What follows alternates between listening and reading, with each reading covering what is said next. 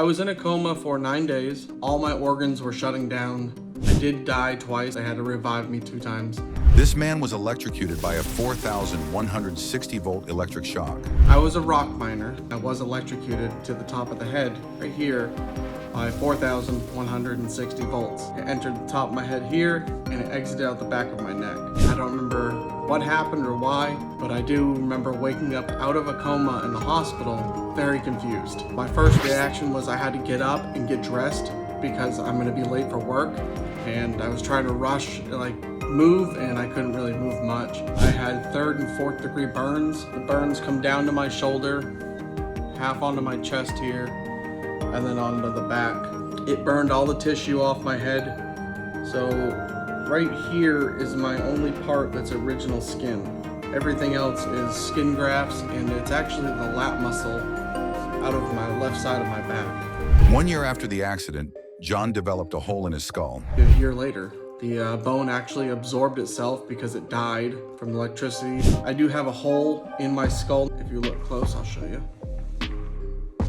I can move it.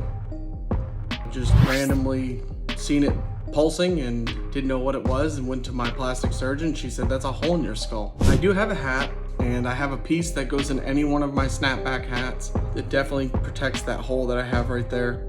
And that's what I wear every day when I go out. So I've had to do 7 sessions of laser to be able to have movement. When I first got out of the hospital, I could barely turn my head. It stopped right about here. They did have to do a relief cut right here, but laser definitely helped me out big time. My brain was definitely affected, so my short-term memory is very, very bad. John struggled with the burns and found it painful to look at himself in the mirror, but he persevered despite the challenges. I really didn't see myself at all until a couple days later. I'd seen all the burns on my face, I would say a week or so in when I woke up.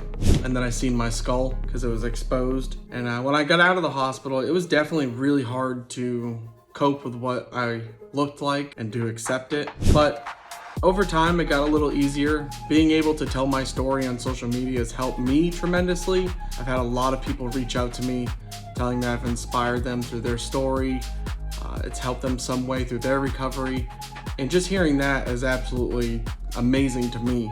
If you guys are going through the same thing, or you're going through your own trauma, your own recovery, just know that you're not alone. There is other people going through the same thing, and that light is at the end of the tunnel. It does take time,